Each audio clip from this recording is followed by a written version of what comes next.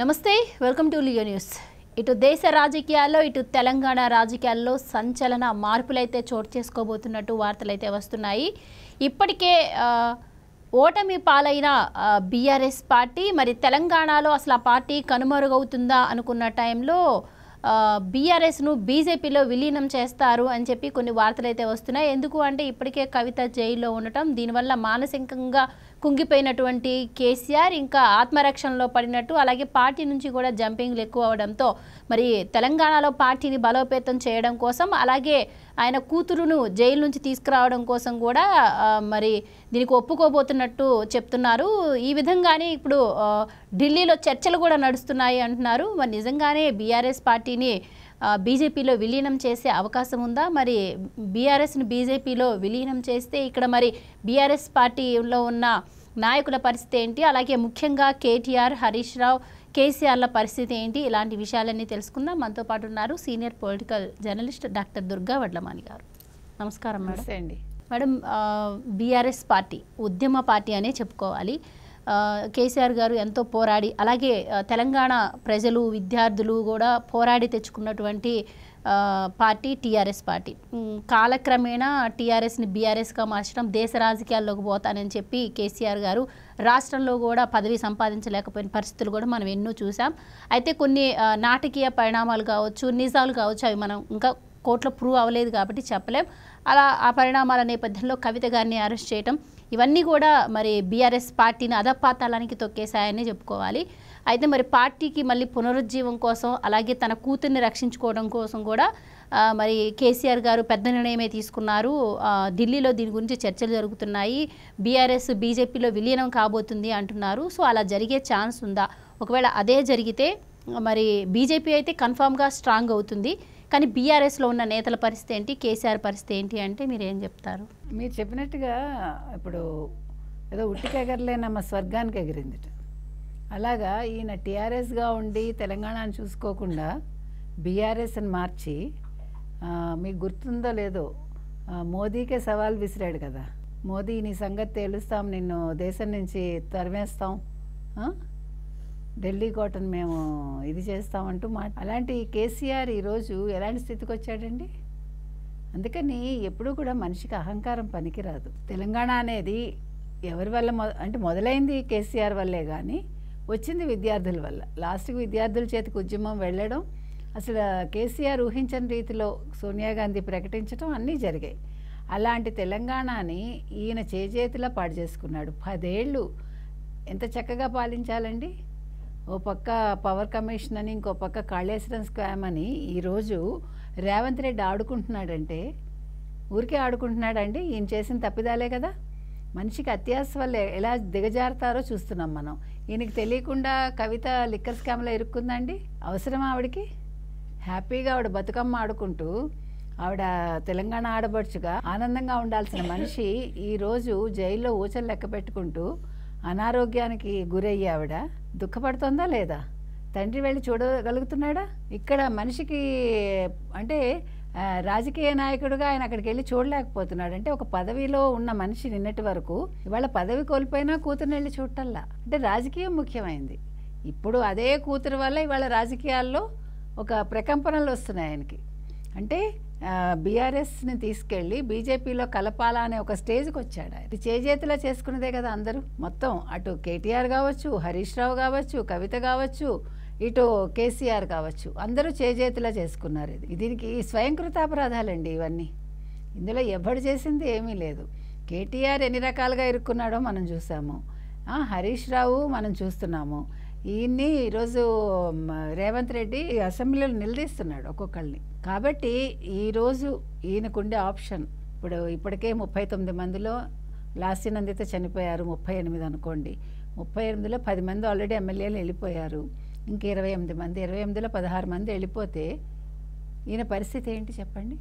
అందుకని ఇప్పుడు ఆయనకున్న ఆప్షన్ ఎదురుగుండా కనిపిస్తున్నది బీజేపీలో విలీనం అవ్వాలి.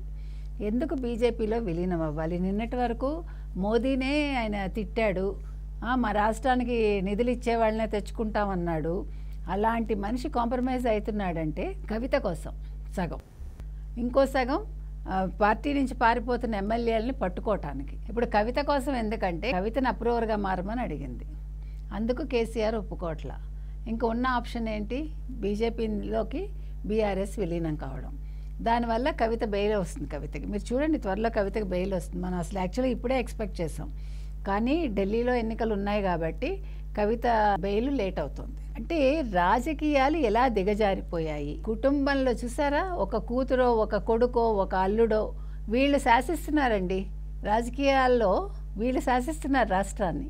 అంటే రాష్ట్రం అభివృద్ధి కంటే కూడా వీళ్ళ స్వప్రయోజనాల కోసం, ఇప్పుడు కూతురు కోసమో కొడుకు కోసమో అల్లుడు కోసమో ఆ రాజకీయ నాయకుడు ఆ ముఖ్యమంత్రి వీళ్ళెవరైనా సరే నిర్ణయాలు మార్చుకోవాల్సి వస్తుంది, పార్టీలను విలీనం చేసుకోవాల్సి వస్తుంది. లేదు, పార్టీలు కలికల్లోకి లేకుండా వెళ్ళిపోతున్నాయి.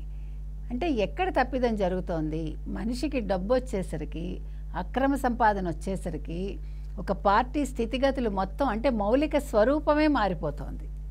ఆ రకంగా వీళ్ళు చేస్తున్నారు. కాబట్టి ఇవాళ కవిత కోసం కేసీఆర్ దిగిరాక తప్పట్లేదు, దిగి రావాల్సి వస్తుంది. అయితే ఇక్కడ ఇంకో రకంగా తీసుకుంటే మనం కనుక చూసుకున్నామంటే, ఇప్పుడు మరి ఇందుకు కిషన్ రెడ్డి ఒప్పుకోవాలి, లోకల్గా బండి సంజయ్ ఒప్పుకోవాలి, అరవిందరావు ఒప్పుకోవాలి, వాళ్ళు ఒప్పుకోవట్లా. ఇంకో పక్క చూసుకుంటే మనం జగన్ విషయానికి వస్తే, జగన్మోహన్ రెడ్డి హస్తం ఉందా కేసీఆర్ బీజేపీలోకి వెళ్ళటానికి, బీఆర్ఎస్? ఎందుకంటే అక్కడ తనకి ఉనికి లేకుండా అయిపోయింది. ఇప్పుడు ఆయన కేసులు కాపాడుకోవాలి. ఇప్పటికే ఇవాళ మనం పొద్దున చూసాం, సుప్రీంకోర్టు సీరియస్ అయింది ఇప్పటికే, జగన్మోహన్ రెడ్డి కేసులు ఎందుకు ఇంత డిలే అవుతున్నాయని. సో ఇప్పుడు తన ఉనికిని కాపాడుకోవడం కోసం వీళ్ళిద్దరూ గురు శిష్యులు కాబట్టి ఆయన ఏమైనా సలహా ఇస్తున్నాడా కేసీఆర్కి, బీఆర్ఎస్ని తీసుకెళ్ళి బీజేపీలో విలీనం చేసేయి, నువ్వు అందులో ఉంటే నాకు కూడా పనికొస్తావు నువ్వని. ఇక్కడ తెలుగుదేశానికి కూడా మనం చెక్ పెట్టడానికి ఉంటుందని. కానీ తెలివి తక్కువ ఆలోచన అయితే, ఒకవేళ నిజంగా అలా జగన్మోహన్ రెడ్డి ఒకవేళ సలహా ఇచ్చి ఉంటే కూడా దానివల్ల నష్టం ఎవరికి, మోదీకి నష్టం. నిజంగా వీళ్ళు అలా ఏదైనా పావులు కదుపుదాం అనుకుంటే, నితీష్ కుమార్ ఆల్రెడీ అసంతృప్తితో ఉన్నాడు, బయటకు వచ్చేస్తాడు అనుకుందాం. చంద్రబాబు నాయుడు గారు బయటకు వచ్చేస్తే ఇంకో ఒక ఇద్దరు పార్టీలు, ఏదైనా చిన్న పార్టీలు బయటకు వచ్చాయనుకోండి, మోదీ పరిస్థితి ఏంటండి అప్పుడు? కాబట్టి ఇప్పుడు కేసీఆర్ వెళ్ళటం వల్ల బీజేపీకి పెద్దగా ఉపయోగం ఉండదు. కాకపోతే ఎక్కడ ఉపయోగం అంటే, ఫ్యూచర్లో నెక్స్ట్ రాబోయే ఎన్నికల్లో ఇక్కడ తెలంగాణలో బీజేపీ స్థిరపడే అవకాశం ఉంటుంది. ఏ రకంగా అంటే, ఇప్పుడు కేసీఆర్కి ఆల్రెడీ ఫేస్ వాల్యూ ఉంది కొద్దో గొప్ప. కాబట్టి తెలంగాణలో వాళ్ళకి ప్రతీకగా ఇతను నిల్చుంటే, కేసీఆర్ నిల్చుంటే, కేసీఆర్, కేటీఆర్, హరీష్ రావు, కిషన్ రెడ్డి, బండి సంజయ్, అరవిందరావు, ఈ ఆరుగురు వల్ల తెలంగాణలో బీజేపీ కొంచెం కాలునుకునే అవకాశం ఉంది. కేసీఆర్ గారిని కూడా ఎంతవరకు నమ్మే అవకాశం ఉంటుంది అనుమానం కూడా వస్తుంది. గతంలో తెలంగాణ ఇస్తే తన పార్టీని కాంగ్రెస్లో విలీనం చేస్తామని కూడా ఆయన చెప్పి మాట తప్పిన సందర్భాన్ని మనం చూసాము. ఇప్పుడు ఇక తెలంగాణ పరంగా చూసుకున్నా కూడా ఇప్పుడు టీఆర్ఎస్ నుంచి బీఆర్ఎస్గా పార్టీ పేరు మార్చాకే ఆ పార్టీ చాలా వరకు డౌన్ఫాల్ అయిపోయిన పరిస్థితి. అలాగే ఇప్పుడు తీసుకెళ్ళి బీజేపీలో విలీనం చేస్తే దాన్ని మరి తెలంగాణ ప్రజల్లోకి ఆయన ఏ విధంగా తీసుకెళ్తారు, అసలు ఆ పార్టీ ఉనికి ఉంటుందా? ఇప్పుడు కేసీఆర్ అన్న ఇంకా తెలంగాణ ఉద్యమము, తెలంగాణ అని పేరెత్తినా కూడా తెలంగాణ ప్రజలు ఆయన నమ్మే ఛాన్స్ ఉంటుందంటారా? ఏం చెప్తారు? ఇంకా అసలు అప్పుడు తెలంగాణ అనే పదమే ఉండదండి, ఇంకా ఆ ప్రస్తావన తేవటానికే ఉండదు మీకు. బికాజ్ నేను చెప్పింది కరెక్ట్. ఇప్పుడు ఆ రోజు సోనియా గాంధీనే మోసం చేశాడు కేసీఆర్. మీరు ప్రత్యేక రాష్ట్రం ఇస్తే టీఆర్ఎస్ నేను విలీనం చేసేస్తాను కాంగ్రెస్లో అని, వచ్చాక రివర్స్ అయ్యాడు. సోనియా గాంధీని ఈ రోజుకి తిడతాడుగా. కాబట్టి అంటే అన్నం పెట్టిన చేతిని నరకటం అంటారు చూడండి, ఆ రకంగా తిన్నింటి వాసాలు లెక్క పెట్టడం అంటారు దీన్ని. అందులో కేసీఆర్ సిద్ధాస్తుడు, అందులో డౌట్ లేదు మనకి. కాకపోతే ఏంటంటే ఇప్పుడు బీజేపీలో విలీనం చేసి ఏ మొహం పెట్టుకుని తెలంగాణ ప్రజల దగ్గరికి వెళ్తాడు అనేది పెద్ద ప్రశ్న. తెలంగాణ అనే పదంతో నువ్వు అసలు ఒక పార్టీ పెట్టి తెలంగాణ ఊపిరిగా నువ్వు ఒక రాజకీయ పార్టీ నడిపి నువ్వు అసలు ఒక రాష్ట్ర ముఖ్యమంత్రి అయ్యావు. నీకు అది గుర్తుపెట్టుకో, ఒక రాష్ట్రాన్ని చీల్చి నువ్వు ఒక రాష్ట్ర ముఖ్యమంత్రి అయ్యావు. అటువంటి కేసీఆర్ ఈరోజు విలీనం కనుక చేస్తే ప్రజలు తప్పకుండా మొహాన్ని ఉమ్మేస్తారు, డౌటే లేదు మీకు. అందుకని ఏం చేయొచ్చు అంటే, ఒకవేళ బయట నుంచి సపోర్ట్ చేస్తాను మీకు నేను ఉంటాను, అవసరమైతే ఇప్పుడు మన చూడండి ఎంపీ ఎలక్షన్స్ ఏమయ్యాయి, ఇండైరెక్ట్గా కుమ్మక్కైనట్టేగా, లేకపోతే ఒక సీట్ రాకపోవటం ఏంటి, అట్లా ఏమన్నా నన్ను నేను తగ్గించుకుంటాను, మీకు ఎక్కువ సీట్లు ఇస్తాను, మీ మనిషే ముఖ్యమంత్రిగా ఉండొచ్చు ఫ్యూచర్లో, మా వాళ్ళకు ఒక డిప్యూటీ సీఎం ఇవ్వండి, ఇన్ని మంత్రివర్గంలో ఇంతమందికి చోటు ఇవ్వండి, అట్లా ఏదైనా మాట్లాడుకుంటాడు. అది అవకాశం ఉంది.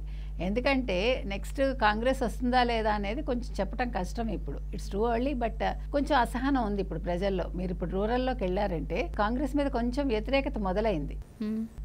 ఎందుకంటే కాంగ్రెస్ ఇంకా వాళ్ళు వేళ్ళూనుకోవాలి.